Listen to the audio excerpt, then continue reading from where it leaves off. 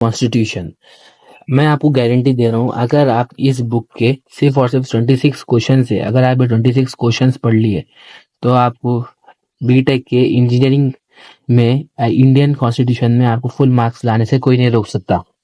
पहला क्वेश्चन है हमारा, what is constitution of India, what are the functions of it.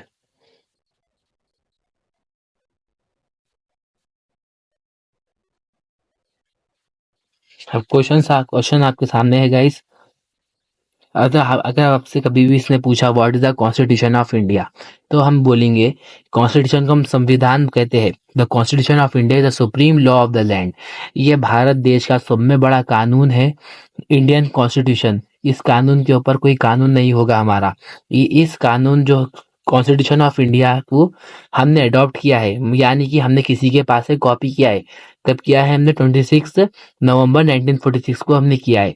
और इसको हमने अपना केम इनटू एक्शन, मतलब कि हमने इसे यूज करना कब से शुरू किया है? 26 जनवरी 1950 से हमने इसे यूज करना शुरू किया है। वो it outlines the framework of Indian government. वो है ना हमारे इंडियन गवर्नमेंट के बारे में सब कुछ ना कॉन्स्टिट्यूशन ऑफ इंडिया में लिखा हुआ है, जैसा कि पीएम, सीएम, पुलिसमैन, सब कुछ, जॉब्स की ना फीस, कॉलेज फीस, सब कुछ हमारे संविधान में लिखा हुआ है। इंडियन गवर्नमेंट के सैंक्शन फीस होती है, हमें हमारे स्कॉलरशिप सब कुछ लिखा हुआ है कॉन्स्टिट्यूशन ऑफ इंडिया में। फ्रेमवर्क जितना भी इंडियन गवर्नमेंट ने काम किया है वो सब लिखा हुआ है कॉन्स्टिट्यूशन ऑफ इंडिया में। वो आपके बेसिक राइट्स क्या क्या है सिटीजन्स के। आपको राइट टू स्पीक है, राइट टू एजुकेशन है, इतना रिगार्डलेस ऑफ आपके कास्ट, क्रीड, आपका मजहब, आपका धर्म, बिना देखे आपको सारे आपको ड्यूटीज मिलेंगे ना। आपके ड्यूटीज तो क्या है? आपको नेशनल एंथम का की रेस्पेक्ट करना है। आपके राइट्स क्या है? आप अपने मजहब पे चल सकते हो, रोजा रख सकते हो, होली बना सकते हो, सब कर सकते हैं आप। ये कॉन्स्टिट्यूशन ऑफ इंडिया में लिखा हुआ है।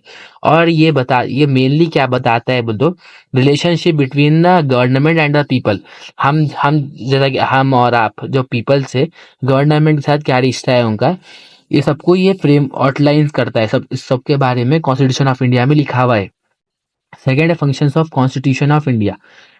ये कॉन्स्टिट्यूशन ऑफ इंडिया के फंक्शंस क्या है? ये setup the government, create the framework of the Indian constitution, है ना। ये गवर्नमेंट को सेटअप करता है, पीएम, सीएम, कैसा गवर्नमेंट बनेगी, लोकसभा में कितने वोट्स आएंगे तो किसकी गवर्नमेंट बनेगी। ये सब फंक्शंस ऑफ आईसी में है, फर्स्ट पॉइंट। सेकेंड है protect the citizen rights, guarantee fundamental rights to the citizens like equality and freedom. हम सबको है ना वो अपने फंडामेंटल राइट्स मिलेंगे, जैसा कि हमें सबको, हम एक लाइन में ठहरे हुए, सबको इक्वालिटी रहेंगी। लाइन में से किसी को ना पहले बुलाया जाएगा ना बाद में बुलाया जाएगा। लाइन वाइज जो पहले ठहराएगा उसे एक इक्वालिटी से काम होगा। फ्रीडम, आप रोड पे अपना जा सकते हैं, किसी के आपको अंडर काम नहीं करना पड़ेगा, कोई राजा महाराजों के ऐसी सिस्टम नहीं है। कॉन्स्टिट्यूशन ऑफ इंडिया में आपको फ्रीडम भी दिया जाएगा, आप अपना काम कर सकते हो सुकून से। इंश्योर जस्टिस, अगर आपको किसी ने सताया है या कुछ किया है तो आप जस्टिस मांग सकते हो किसी से। इंश्योर्स अ करप्शन फ्री नेशन, कि आप रिश्वत, घूसखोरी को ये खत्म करता है कॉन्स्टिट्यूशन ऑफ इंडिया, है ना। रिश्वत को ये खत्म करने का काम करता है। हमारा फर्स्ट आंसर हो चुका है गाइस। ये हमारा सेकेंड आंसर, जो कि सब में ज्यादा इंपॉर्टेंट आंसर है ये अब तक का। Explain 1909 act, 1919 act and 1935 act, what are the features all of them. 1909 act, ये 1909 में हुआ था, इसलिए इसका नाम 1909 एक्ट नाम है इसका। ये कुछ भी नहीं, ये आंसर का कुछ भी कॉम्प्लिकेटेड नहीं है, सिर्फ समझने का है। ये एक्ट को हम मोर्ले मिंटो एक्ट, आपसे क्वेश्चन में भी पूछा जा सकता है। एक्सप्लेन मोर्ले मिंटो एक्ट भी पूछ सकता है आपसे। ये जो है ना, ये लॉर्ड मॉर्ले, ये मॉर्ले एक आदमी था, और मिंटोन बोल के एक मिंटो नाम है इसका, मिंटो एक आदमी था। इन दोनों ने मिलकर ही इस एक्ट को चलाया, इसलिए इसका नाम मॉर्ले लॉर्ड मॉर्ले और लॉर्ड मिंटोन ने मिलकर ये एक्ट को चलाया, इसलिए इसे मॉर्ले मिंटो रिफॉर्म्स भी कहा जाता है। अब इसके फीचर्स, ये एक्ट में हुआ क्या था? ये एक्ट में क्या हुआ? तो लेजिस्लेटिव काउंसिल, जो हमारा लेजिस्लेटिव काउंसिल है, उसमें इंडियंस के नंबर्स को इंक्रीज किया गया है, इंडियंस के नंबर्स को इंक्रीज किया गया था। और मुस्लिम्स को है ना अलग वोट करने की इजाजत दी गई। पहले हिंदू मुस्लिम साथ में वोट देते थे, अब मुस्लिम्स को अलग वोट करने की इजाजत दी गई थी। Introduce separate electorate for Muslims, electorates बोलते हो अलग इन वोट देने की इजाजत दी गई। सेपरेट वोटिंग राइट मुस्लिम्स को मिली, लेकिन इससे एक ड्रॉबैक भी हुआ कि हिंदू मुस्लिम्स में ना डिफरेंशिएट था हुआ, इसका ये ड्रॉबैक भी है। 1919 एक्ट, इन 1919 एक्ट को मोंटागो चिल्म्स फोर्ड रिफॉर्म्स भी कहा जाता है। कई को बोलते ये पहले कह दीजिए, मोंटागो एक आदमी है, चिल्म्स फोर्ड एक आदमी है, इन दोनों ने मिलकर ये एक्ट को इंट्रोड्यूस किया। मोंटागो का नाम introduce by the Edwin Montagu and Lord Chelmsford, Montagu Chelmsford दोनों मिलकर ये एक्ट निकाले। अब मेन बात है कि इसके की फीचर्स, अब उसके की फीचर्स देखिए देखिए introduce dual government in regions, regions में डुअल गवर्नमेंट उन्होंने इंट्रोड्यूस की। जैसा कि हमारा भारत देश है, ये हमारा भारत देश है मान लीजिए, जैसा कि ये इंपॉर्टेंट पार्ट जितने भी है थे ये पूरे ब्रिटिश गवर्नमेंट्स ने ले लिया, ब्रिटिश गवर्नमेंट ने ले लिया, और जो लेस इंपॉर्टेंट पार्ट्स थे वो इंडियन मिनिस्टर्स को वो इंडियन मिनिस्टर्स को दे दिया गया था। इन देखिए यो इस लिखा हुआ है हमारे आंसर में भी, British officials control important department while Indian ministers controlled less important ones, ये लिखा हुआ है मेनली ये है। वो डायरेक्ट पहले, इससे पहले डायरेक्ट इलेक्शंस नहीं थे टू लेजिस्लेटिव काउंसिल, पहले इनडायरेक्ट तरीके से कुछ इलेक्शंस हुआ करते थे, उसके बाद डायरेक्ट इलेक्शन करने की परमिशन दी गई लेजिस्लेटिव काउंसिल में। अब ये 1935 एक्ट, 1935 एक्ट को ब्रिटिश गवर्नमेंट ने इंट्रोड्यूस किया था, खत्म इतना ही है। और उसके फीचर्स क्या है बोलते हो, जितने भी जो स्टेट्स है वो स्टेट्स को पावर ज्यादा पावर दी गई ताकि वो अपने आप को गवर्न कर सके, अपने आप को लीड कर ले सके, ज्यादा पावर दी गई। The act allowed Indians to elect their own representatives, Indians को इजाजत दी गई ताकि वो अपने से खुद के लीडर को इलेक्ट कर सके, वोट डाल सके अपने लीडर को और अपने आप को रिप्रेजेंट कर सके। State had more freedom to run their own affairs without needing the permission from the British government, अब स्टेट के पास अपने अपनी खुद की परमिशन है, उन्हें छोटे मोटे मैटर्स से ब्रिटिश गवर्नमेंट से परमिशन लेने की कोई जरूरत नहीं थी। जैसा कि स्कूल रन करना है, हॉस्पिटल बनाना है, तो पहले उन्हें ब्रिटिश गवर्नमेंट से परमिशन लेने की जरूरत थी, अब उसके बाद उन्हें ब्रिटिश गवर्नमेंट से परमिशन लेने की कोई जरूरत नहीं पड़ी। हमारा थर्ड क्वेश्चन है कि what is meant by constituent assembly and what are the functions of it. अब ये कॉन्स्टिट्यूशन असेंबली क्या है हमसे पूछा गया है, ये कुछ भी नहीं है, एक असेंबली यानी कि ग्रुप ऑफ पीपल है। ये एक constituent assembly is group of people chosen और इलेक्टेड टू, ये ग्रुप ऑफ पीपल है जिसे हमने इलेक्ट किया है या हमने चूज किया है। इलेक्ट और चूज का माने एक ही है, एक ग्रुप ऑफ पीपल्स ना, is a group of people elected or chosen to create the country constitution, country का कॉन्स्टिट्यूशन क्रिएट करने के लिए हमने ग्रुप ऑफ पीपल्स को सेलेक्ट किया है या इलेक्ट किया है, उन्हें हम कॉन्स्टिट्यूएंट असेंबली कहते हैं। उनका मेन फंक्शंस क्या है बोल तो वो है ना, कॉन्स्टिट्यूशन को क्रिएट करेंगे, वो कॉन्स्टिट्यूशन को वो अप्रूव करेंगे, वो कॉन्स्टिट्यूशन को इफेक्ट में लाएंगे यानी कि हमारे पर लागू करेंगे, वो सिटीजन के फंडामेंटल राइट्स और ड्यूटीज को क्या है बताएंगे, हमें उन्हें लागू करेंगे हमारे पर, वो जस्टिस बना सी इंश्योर करेंगे कि उनके इंडिया में जस्टिस है या नहीं है, किसी पर कोई गलत काम किया है तो उसे सजा मिलना चाहिए, जो जो मजलूम है उसकी मदद होनी चाहिए, वो जस्टिस इंश्योर करेंगे। वो है ना framework of the Indian government को एस्टेब्लिश करेंगे। Framework of the Indian government क्या है बोलते हमारा, जैसे कि पीएम है, सीएम है, उन्होंने फंडामेंटल राइट्स दिए इंडियन गवर्नमेंट ने, हमारे ऊपर फंडामेंटल ड्यूटीज है उसके, हमारे ऊपर है ना इलेक्शन में वोट देना जरूरी है, उनका काम है गवर्नमेंट हॉस्पिटल्स बनाना, ये सब भी है ना फंडामेंट उनका काम है कि है ना फ्री एजुकेशन रखना, वही चीज़ों को है ना पूरा बताएंगे कॉन्स्टिट्यूएंट असेंबली वाले। बस इतना ही है। फिर हमारा ये fourth question, what is the election procedure of the president and what are his powers and functions. आपने कभी सोचा होगा कि ना प्रेसिडेंट कैसा इलेक्ट होता है, प्रेसिडेंट को कैसा हम इलेक्ट करते हैं। प्रेसिडेंट को इलेक्ट करने का प्रोसेस बहुत ज़्यादा सिंपल और आसान है। अगर आपको ये डेफिनेशन भी आप लिख सकते हैं, या चाहे तो डीपली मगर 7 मार्क्स से पूछा तो आप ये डेफिनेशन लिखिए, ये डेफिनेशन बहुत इंपॉर्टेंट है। 2 मार्क्स में पूछा तो आप ये डेफिनेशन लिख सकते हैं। 7 मार्क्स का डेफिनेशन पढ़ेंगे हम। To be eligible for the president a person must be a citizen of India. अगर आपको प्रेसिडेंट बनना है तो आप सिटीजन ऑफ इंडिया आपको होना पड़ेगा। पहली पहली शर्त तो ये है, आपकी एज एटलीस्ट 35 ईयर्स आपकी एज होना चाहिए। आपकी एज एटलीस्ट 35 होना चाहिए अगर आपको प्रेसिडेंट ऑफ इंडिया बनना है तो। और आपको है ना इलेक्ट कौन करेंगे आप बोलो तो electoral college elect the president. अभी इलेक्टोरल कॉलेज क्या है बोल तो, ये इलेक्टोरल कॉलेज एक एक ऐसा ग्रुप है जिसके अंदर हम इलेक्टेड मेंबर्स ऑफ पार्लियामेंट होंगे। पार्लियामेंट के सिर्फ और सिर्फ इलेक्टेड मेंबर्स है ना, जो दूसरे जो मेंबर्स इलेक्ट नहीं हुए हैं उनके पास वो प्रेसिडेंट को इलेक्ट नहीं कर सकते। सिर्फ और सिर्फ इलेक्टेड पर्सन से प्रेसिडेंट को इलेक्ट कर सकते हैं। Elected person of parliament, elected person of state legislative assembly, elected person of assemblies of union territories. 7 union territory से हमारे पोंडिचेरी, दिल्ली, ऐसे कुछ यूनियन टेरिटरी से हमारे वहाँ के सिर्फ और सिर्फ इलेक्टेड मेंबर से प्राइम प्रेसिडेंट को इलेक्ट करते हैं। जिसके पास ज्यादा लोग सेलेक्ट करे एक जने को प्रेसिडेंट को, उन्हें आया था जिसके पास ज्यादा वोट्स आ गए उन्हें जीता था, बस उतना ही चाहिए उसका प्रेसिडेंट का। अब प्रेसिडेंट के पावर्स एंड फंक्शंस क्या है, ये भी बड़ा ही इंपॉर्टेंट आंसर है जो कि हमारे से एग्जाम में पूछा जाता है अक्सर। प्रेसिडेंट क्या है, president head of the country है।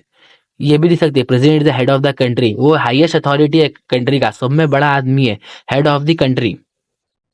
ये प्रेसिडेंट मिलिट्री को कमांड करता है। वो जो पार्लियामेंट से जितने भी लॉस आते हैं वो सारे के सारे लॉस को सिर्फ और सिर्फ प्रेसिडेंट ही अप्रूव करता है, साइन करता है वो लॉस को पूरे के पूरे। फिर हमारा ये आंसर भी हो गया है। उसके बाद हम फिफ्थ वाला क्वेश्चन देख लेंगे। अब फिफ्थ वाले क्वेश्चन में हमसे पूछा गया है अगर आपको पीएम बनना है तो आपको क्या करना होगा, और पीएम के पावर्स और फंक्शंस क्या है हमसे पूछा गया। पीएम का भी बड़ा ही आसान है, ये सिर्फ और सिर्फ आप हमारे साथ कोशिश कर से बने रहिए, सिर्फ 1 घंटे के अंदर आप आईसी का पूरा पढ़ लेंगे और कैसा भी आप पास हो सकेंगे। अब सुनिए, एवरी 5 ईयर्स, हर 5 साल में इंडिया है ना जनरल इलेक्शंस को कंडक्ट करता to elect the Lok Sabha members. हर 5 साल में इंडिया क्या करता, जनरल इलेक्शंस करता to elect the Lok Sabha members. Lok Sabha members को इलेक्ट करने के लिए हर 5 साल में इंडिया जनरल इलेक्शंस करता। The party with a majority of seats in the Lok Sabha forms the government. Lok Sabha में जिस पार्टी को ज्यादा से ज्यादा सीट्स आएंगे वो गवर्नमेंट को फॉर्म करेगी। अगर समझिए कि बीजेपी को ज्यादा से ज्यादा सीट्स मिलेंगे लोकसभा में तो बीजेपी है ना गवर्नमेंट फॉर्म करेगी। अगर कांग्रेस को मिलेगी तो कांग्रेस गवर्नमेंट फॉर्म करेगी। और वो जो ग्रुप है वो ग्रुप के लीडर को पीएम पीएम अप्रूव कर दिया जाएगा, it's leader become the PM. अब मेन ट्विस्ट क्या है, प्रेसिडेंट पीएम को अपॉइंट करता। अब आप कहेंगे कि ना जिसके पास ज्यादा सीट्स आएंगे वो पीएम बनता। सिर्फ और सिर्फ प्रेसिडेंट जो प्रेसिडेंट ऑफ इंडिया है ना उन्हें भी सिर्फ और सिर्फ ऐसे जने को इलेक्ट कर सकता, चूज कर सकता जिसके पास ज्यादा सीट्स हो सके। वो अपनी मर्जी से बन चाहे सेलेक्ट किसी को भी पीएम अपॉइंट नहीं कर सकता, सिर्फ और सिर्फ usually leader of the majority party उसको वो पीएम अपॉइंट कर सकता। अगर आपको पीएम बनना है तो आपको पहली शर्त वही है, आपको सिटीजन ऑफ इंडिया होना पड़ेगा। आपकी उम्र 25 साल होना चाहिए अगर आप लोकसभा के मेंबर है। आपकी उम्र 30 ईयर्स होना चाहिए अगर आप राज्यसभा के मेंबर है। सिंपल। पावर्स एंड फंक्शंस, अब पीएम के पावर्स एंड फंक्शंस क्या है। अब पीएम क्या है, PM head of the government है। फिर हमने प्रेसिडेंट के टाइम पे पढ़ा था, प्रेसिडेंट क्या है, हेड ऑफ द कंट्री है प्रेसिडेंट। पीएम क्या है, हेड ऑफ द गवर्नमेंट है। इट उसके बाद थोड़ा एग्जीक्यूटिव पावर्स है, जैसा कि वो रेल मंत्री, शिक्षा मंत्री, स्वास्थ्य मंत्री को वो इलेक्ट कर सकता है, चूज कर सकता है।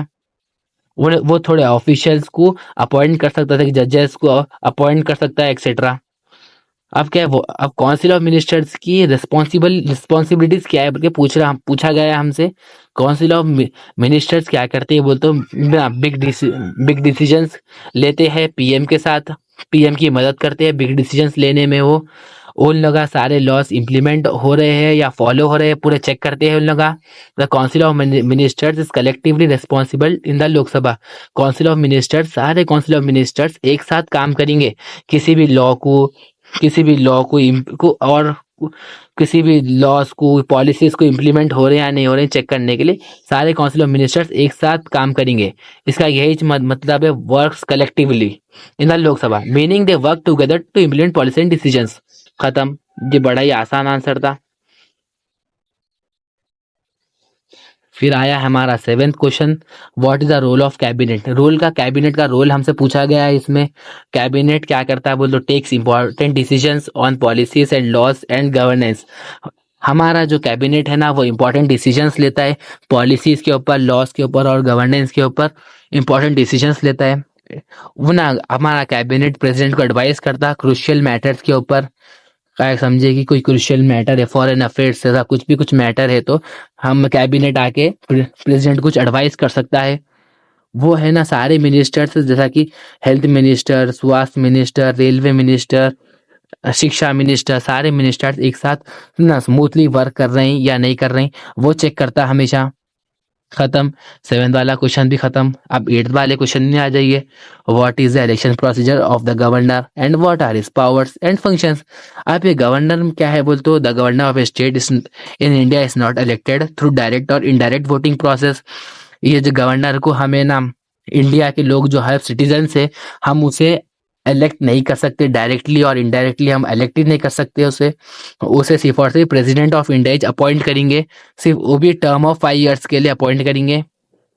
अगर आपको गवर्नर गवर्नर बनना है इंडिया का तो आप कुछ सर्टेन कैटेगरीज से गुजरना, कुछ सर्टेन कंडीशन से गुजरना पड़ेगा। पहली कंडीशन क्या है, आपकी उम्र 35 ईयर्स ओल्ड होना चाहिए and not holding any profit. आपके पास कोई not holding any office of profit, और आपके पास कोई ऑफिस ना होना चाहिए प्रॉफिट के लिए। तो मतलब कि आप कोई स्कूल के टीचर नहीं हो सकते, ना आप कोई जॉब कोई जगह जॉब पे आप काम कर सकते। आपके पास कोई ऑफिस ना होना चाहिए प्रॉफिट का, इनकम कोई ऑफिस ना होना चाहिए आपके पास। Functions and power and functions. अब गवर्नर का आपके पावर्स क्या है बोल तो और फंक्शंस क्या है बोल तो वो सीएम को अपॉइंट करेगा, अदर मिनिस्टर्स को भी अपॉइंट कर सकता है वो।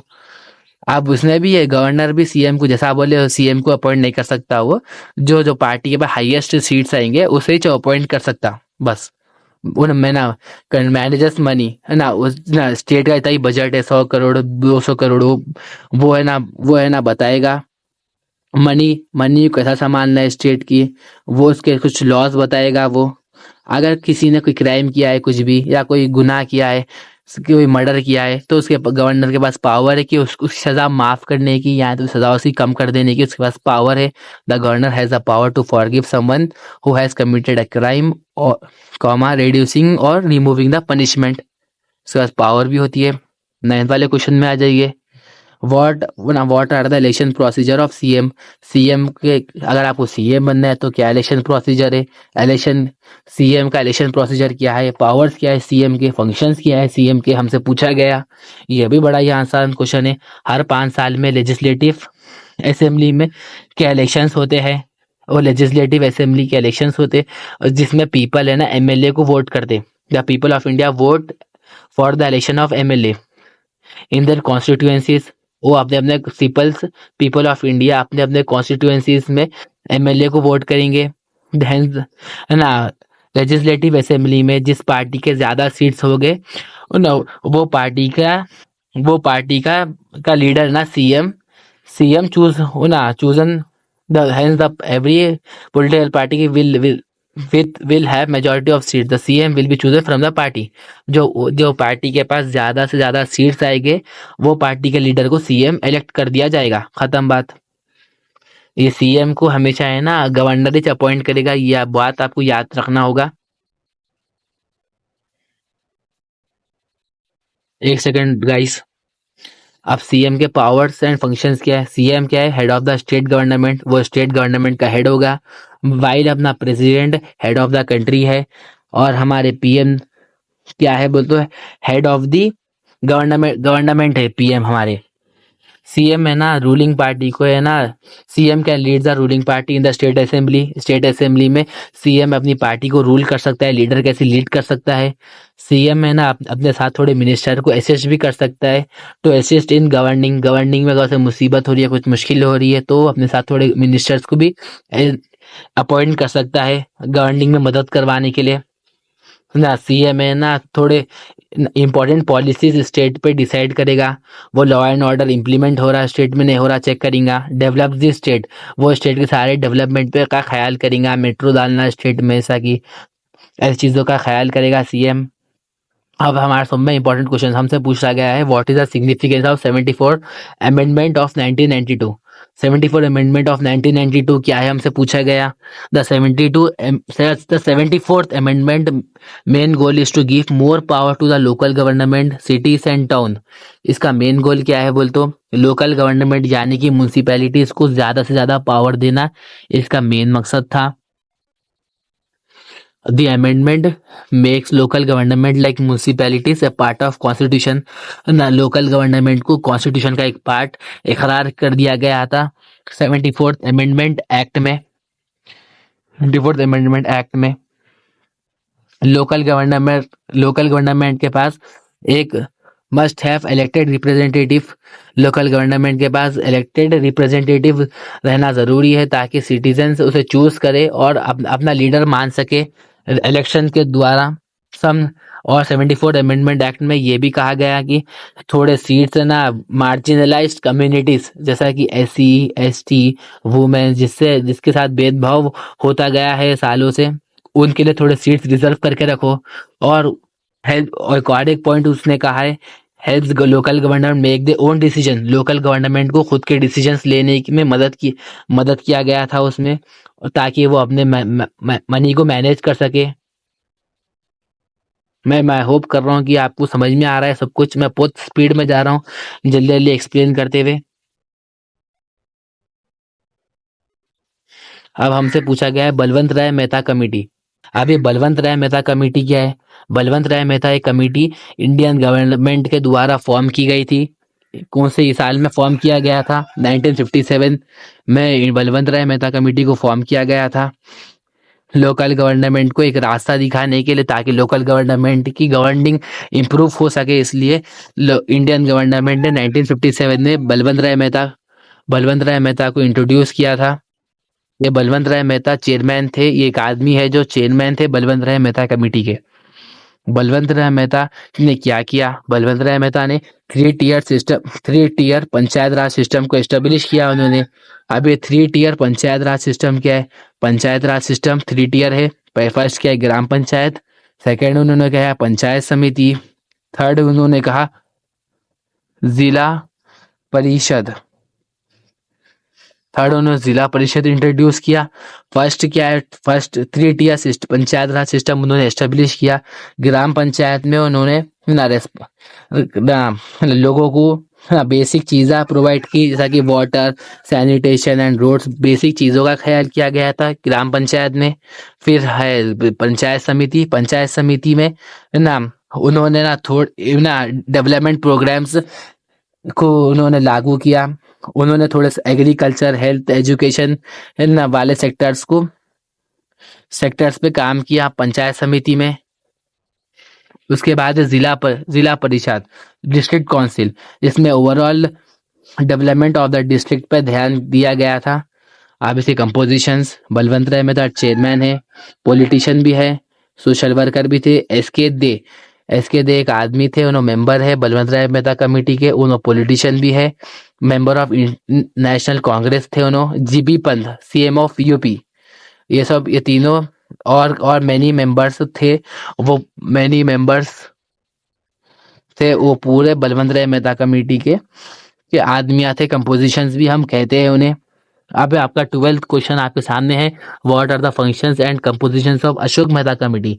अब ये क्या है? अशोक मेहता कमेटी एक ऐसी कमेटी है जो बलवंत राय मेहता कमेटी 1957 में फॉर्म हुई, तो एग्जैक्ट 20 ईयर्स के बाद 1977 में बलवंत राय मेहता कमेटी फॉर्म हुई। ये बलवंत राय मेहता कमेटी में जितने भी थे, देखिए 3 टायर सिस्टम था, देखिए उस ना उसको स्ट्रेंथन करने के लिए अशोक मेहता कमेटी को फॉर्म किया गया था। अशोक मेहता कमेटी ने कहा कि ये 3 टियर सिस्टम को रिमूव किया जाए। ये 3 टियर सिस्टम को रिमूव करके 2 टियर सिस्टम हायर करो। उन्होंने ये कहा पहली पॉइंट तो। उन्होंने थोड़े वेज सजेस्ट किया कि पंचायत राज सिस्टम को इम्प्रूव करने के लिए, स्ट्रेंथन करने के लिए recommended 2 tier system instead of existing 3 tier system, ये उन्होंने कहा।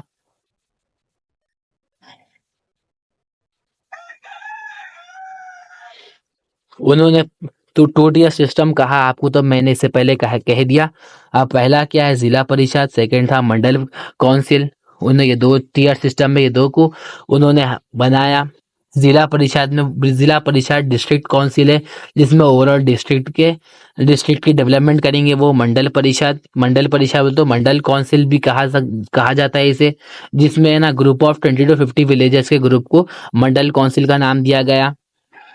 जिसमें 20 to 30 विलेजेस का डेवलपमेंट का ख्याल किया जाएगा, उसमें लॉस इंप्लीमेंट किया जाएगा, पॉलिसीज डिसाइड की जाएंगी। सेकंड है डिसेंट्रलाइजेशन। डिसेंट्रलाइजेशन का माने क्या है बोल तो, the committee recommended decentralisation the powers and function at the district and mandal level. पहले क्या था, सेंटर था, फिर स्टेट था, स्टेट के बाद उन्होंने डिस्ट्रिक्ट भी इंट्रोड्यूस किया, ताकि डिस्ट्रिक्ट पे सेंट्रल गवर्नमेंट, जो डिस्ट्रिक्ट भी उन्होंने इंट्रोड्यूस किया, जैसा कि मैप भी समझिए, मैप के बारीक बारीक टुकड़े किए, कॉलेज टुकड़ा बनाया उन्हें, ज्यादा जितने भी छोटे टुकड़े बनाने से ज्यादा गवर्निंग करने में आसान होगा। उन्होंने डिस्ट्रिक्ट का निर्माण किया, डिस्ट्रिक्ट नाम दिया, है ना। सब समझे कि हैदराबाद है। अब समझे कि हैदराबाद है, अब हैदराबाद, अब एग्जाम्पल, अब हैदराबाद को मैं तोड़ के समझिए, सारा कुछ एक अलग ही नाम दिया, एस नाम दे दिया समझिए। वैसे ही उन्होंने भी क्या किया, वैसा उन्होंने क्या किया, वो जो स्टेट को है ना डिस्ट्रिक्ट्स में उन्होंने डिवाइड करके क्या क्या बोला उन्होंने, पावर्स एंड फंक्शंस को यहाँ पे डिवाइड कर दो, ताकि ज़्यादा से ज़्यादा गवर्निंग अच्छी हो सके, कम जगह पे ज़्यादा मिनिस्टर्स हायर करो और ना गवर्निंग अच्छी करो। उन लोगों का ये मतलब है डिसेंट्रलाइजेशन का। अभी कमेटी ने कहा कि SC ST और वुमेन्स को है ना रिजर्वेशन सीट्स दियो पंचायती राज इंस्टीट्यूशन में।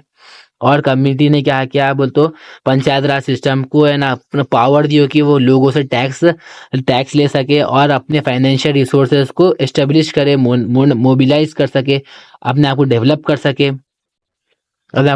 सके।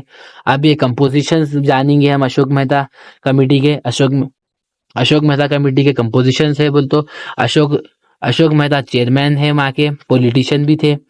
मिस्टर पाटिल क्या है बोल तो, chief secretary of the Maharashtra के चीफ सेक्रेटरी है। Narayan chief secretary of the Gujarat. और उसके थोड़े मेंबर्स भी है, एक मेंबर का नाम है हसनैन। अब what is the municipal corporation and what are his functions. A municipal corporation is a group of people chosen to take care of the city और टाउन। ये म्युनिसिपल कॉर्पोरेशन एक ग्रुप ऑफ पीपल्स है, जो है ना हमने elect किया है, या तो हमने चूज किया सिटी को क्लीन रखने के लिए और टाउन को क्लीन रखने के लिए हमने सेलेक्ट किया। दे make sure the city is clean. वो मेक श्योर करेंगे सिटी हमारी साफ सुथरी है, कचरा गार्बेज पड़ा हुआ नहीं है रोडों पे, वो मेक श्योर करेंगे। सिटी सेफ है, सिटी में रॉबरिंग नहीं हो रही है, सिटी में चोरी तो नहीं हो रही, वो पुलिस साथ मिलके काम करते हैं सेफ्टी के लिए सिटी की। And has good facilities for everyone.